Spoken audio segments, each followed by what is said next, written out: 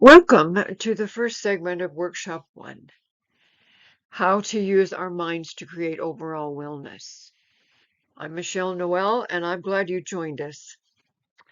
Now, these workshops are 20-minute segments designed to help our minds move into a healing pattern that we will use for our entire lives.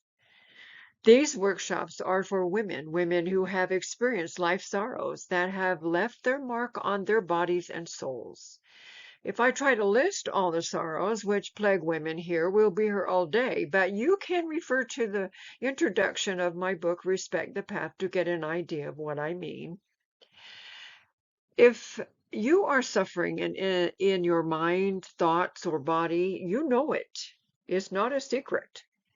The abuses against our womanhood come from many sources, and we will address some of those abuses and their sources as we move through these workshops. But what is vital at this point is that we see that our responses to the things that happen to us, no matter what the source, is the determining factor. Our responses during the immediate time of sorrow or the trauma and our responses carried in our thoughts every moment since. This is where we begin a new way of responding. Now, right now, wherever you or I are on our path, right now is the best time to begin. Our lives have been brought together right now to learn ways to heal, to replace angst, pain, regret, or unwellness with joy. Just for your information, I need to remind you that I am not a licensed therapist, psychologist, or psychiatrist.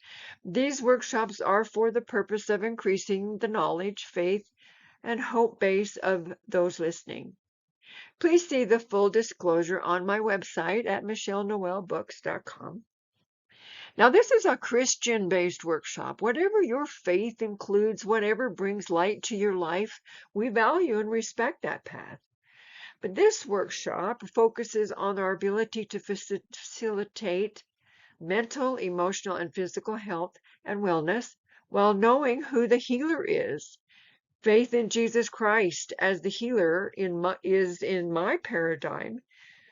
It's not a magic wand waved to make us feel well, but exercising faith, which means action, work, and practice in our part, will bring the healing power of Christ into our minds and bodies in a very literal way. Also, to be clear, in any of these podcasts, workshops, or books, I use the word God or gods to include the following: our Savior, Jesus Christ, our Father in heaven, and if there is a Father, then there is a Mother in heaven. And this word gods, plural, refers also to the Spirit of the Holy Ghost. I am grateful for the knowledge that this Godhead exists and that we can know that we are part of a great plan of familial happiness and love. By the way, you may need a pen and paper as there will be important assignments to record during these workshop segments. So let's move on. Our female magnificence. Now notice her grip on the rod of iron and that she is very near the tree of life, as you can see the light reflecting on her dress. Life rarely offers a smooth path. This path is rocky and dangerous as the darkness tries to grasp and hold the woman in the rear as she reaches for one who has already traveled there. The woman in front has bruised and torn knees from the struggles and prayers she has offered. She never lets go of the rod. This is the glory, power, and magnificence of womanhood betrayed beautifully. We do this work in our own lives as we support and assist each other. As we practice what this beautiful piece of art by my friend Megan Raker demonstrates, women's hearts are healed. Families are saved and heaven rejoices. The angels applaud our struggles in coming to a healing place through Christ. The light, as we will discuss later. He waits for us to do our faith unto action. He assists constantly and he never leaves us alone. We are always He is always watching our paths. If I were to put into one sentence the main reason for the sorrows that plague the women of our day, it would be that we do not fully appreciate our current, inherent, and systemic magnificence. That has been my heartthrob for decades, wherein we do not understand what is inside of us already, intrinsically waiting for us to discover it. And we don't use that magnificence every day, as I have come to understand. And in the worst days of my life, I certainly didn't understand. But in recovery, we discover this as part of our being, and it gives us power to do the calling that we are given in this world. And if we do not believe it, which many women do not believe it, they do not believe that they are magnificent. They think other women are magnificent, but they don't believe that they are. So this is the undergirding of all of the workshops. This one plague, and that being that we're not accepting the tremendous power and beauty that God has instilled in us, or that the gods have instilled in us. And we'll talk about that more.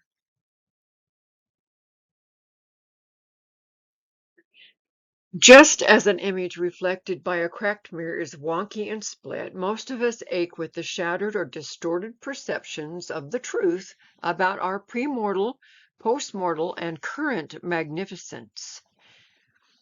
Left unchallenged, these thoughts put our mental, emotional, physical, and spiritual health in jeopardy.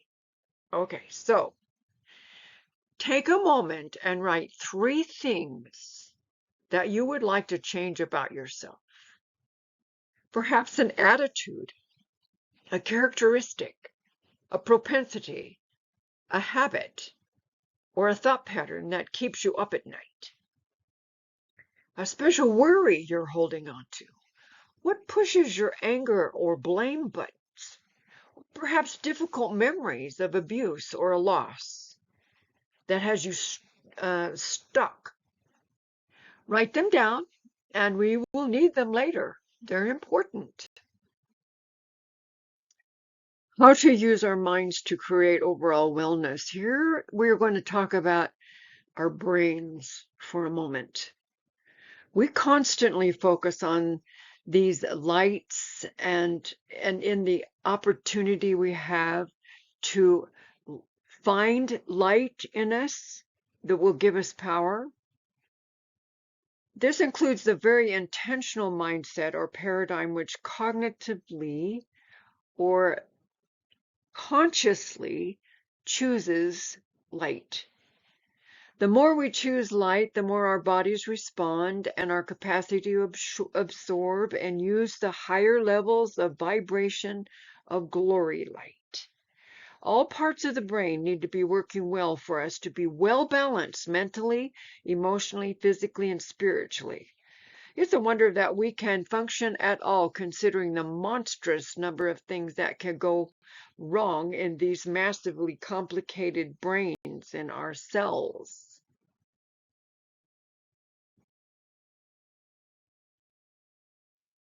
Now, this is an important slide because we need to make some commitments on how we're going to treat our brains if we're going to do any of this work at all. It's important that our brains have constant care. We can't go through life just sliding through our addictions and the bad treatment we give to our bodies and expect no consequences. So we're going to look at each one of these things. And when I go through this, you're going to choose 3 things which you can commit to do better with in your brain, for your brains, the sake of your brains. So we need oxygen. Deep breathing and exercises. Did you know that if you breathe deeply for 5 minutes into the lower lobes of your lungs, that it increases your mental ability in a huge way? And I wonder what a 20-minute walk would do. So we need to understand that we need protection, no airborne toxic fumes, drugs, or other strange chemicals, because everything that we do to our bodies affects our brain health. So if we go into a salon, nail salon or a hair salon, and we are breathing in chemicals for 2 hours, we're not doing our brains any good. So we need to arrange ways in which we can have better air in those buildings. Be creative, fix it. We need light, all types of light. We need the light that comes into our eyeballs for at least a half an hour a day. That means that we don't use our sunglasses for 30 minutes in a day, because that pineal gland in our brain needs the light, at least that much light in a day, in order to tell our body clocks when it's time to make melatonin so that we can sleep better. And of course, with sleep, we get all kinds of brain benefits. Okay, nutrients, proper oils, macro and micronutrients, excellent protein. Let's stop putting junk into our bodies because it's affecting our brains. Then no sugar. I've been screaming this for decades. Sugar changes so many things in our bodies, and not in a good way, and especially in our brains. Just, give it up. Better sleep, of course, we talked about that. If you can get better sleep through natural ways, and look it up online. There's so many wonderful ways of learning that we can increase our sleep and the quality of our sleep. All right, and talk it out. We need to treat our brains better by emotionally strengthening ourselves by talking to someone. Talk to a friend, a relative, someone you trust. Just talk. Words have power in the universe. Just use your words. Don't stay clammed up. All right, laugh more. Good, solid, healthy laugh, not garbage laugh. Don't laugh at other people or laugh at unkind things. Laugh at healthy, light-filled things, and that will change the way your cells work in your brain. And lose this carb-centered diet. Just stop with the junk of the carbs in our American diet. We don't need that, especially as we get older. Old people cannot burn the calories in the carb intake that we have in the American diet. We aren't capable of running 5 miles a day, well, unless you can. So if we can get rid of so many of the unhealthy carbs, our brains are going to respond in positive ways. So get a cat, or get a dog, or get a goldfish. Get something that relaxes and soothes you, and you'll be benefited from it. And learn about proper supplements for the brain and the body. There's so much information out there that all we have to do is go out and look for it, and then feel what we feel is right for our bodies, and treat our bodies better, so that we can use these female brains, our magnificent beings, to recognize what we can do with our thoughts, and that we need constant care in body and mind. So let's do that. Oh, and you must write down 3 things on this list, like I said, that you're willing to change. We're going to need these things. If you've been watching my podcast, or you're watching these things, this is work. This is a workshop. Write down these things because we're going to need these things later. So commit to do these 3 things that you think you can do for your brain's sake. All right. The space between the troubled mind and the body and the healing light we desire is important to understand. And in the world of physical, mental, emotional, and spiritual wellness, we are constantly asked to change the way we feel and behave. Don't feel depressed. Don't feel anxious. Don't be angry. Don't obsess about past abuse. Don't use dangerous drugs or chemicals or behaviors to soothe the way you feel. Be more careful. Be more grateful. Be more faithful. All of that is good advice, yet to the troubled heart, this advice can feel void and confusing and irritating and even shaming much of the time. I know I felt that. And we now understand that much of that struggle is due to our incorrect or negative thinking patterns. During my decade of prescription drug addiction, I could not understand the how-to part of this type of advice. My constant question was, how do I stop my rabid, anxious, spinning mind? In short, how do I change the way I think? Where does the inner power come from? And how do I access that power that I need to traverse the great void between me and the daily application of the healing light? That's the question. So let's just look at that a little bit in the next slide.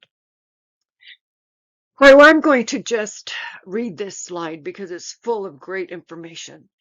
Any healing in our minds and bodies includes chemistry, our homeostasis, or the way our bodies are responding to everything around us, is changed from unwellness to wellness through a process. Any process toward healing includes light, which is sourced in different vibrations and intensities. When we talk about light sources, we can look at the broad definitions of light. Our Christian heritage tells us that all light emanates from God's glory, emanating through creation through his son, Jesus Christ. And we are going to absolutely dissect that one in coming podcasts. The light and warmth of the sun. As mortals, we crave this light for its physical and mental healing powers. We must have it to be healthy. And then we have the light we carry within our spirit and mind.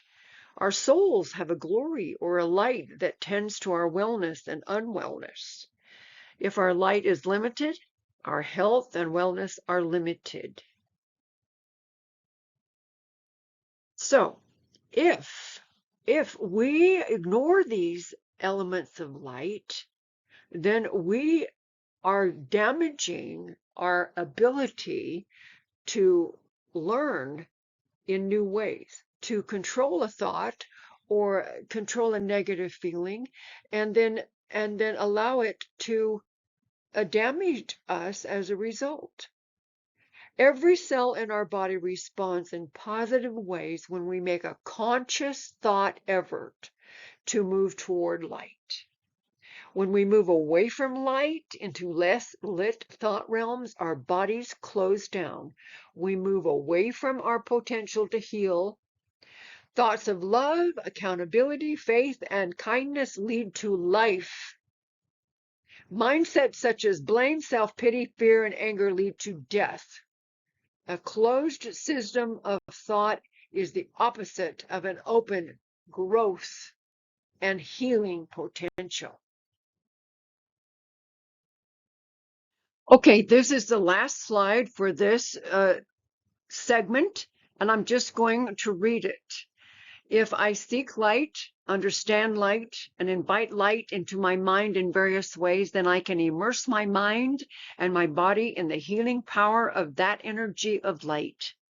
I can shift my way of thinking into one that creates an environment that attracts light and rejects shadows. This all begins with thought awareness at the very moment that a shadow thought tries to invade and thus poison my thinking mind and subconscious space.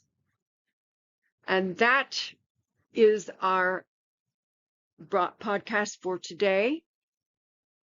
We will start on podcast 2 in understanding that our genetic makeup is not our destiny. Our new understanding is that we are affected by the spiritual and the belief systems which our bodies use. It's the most glorious fact, and it changes the way we use our minds and the way we allow our bodies' cells to be regenerated. So I'll see you next time. Thanks for tuning in.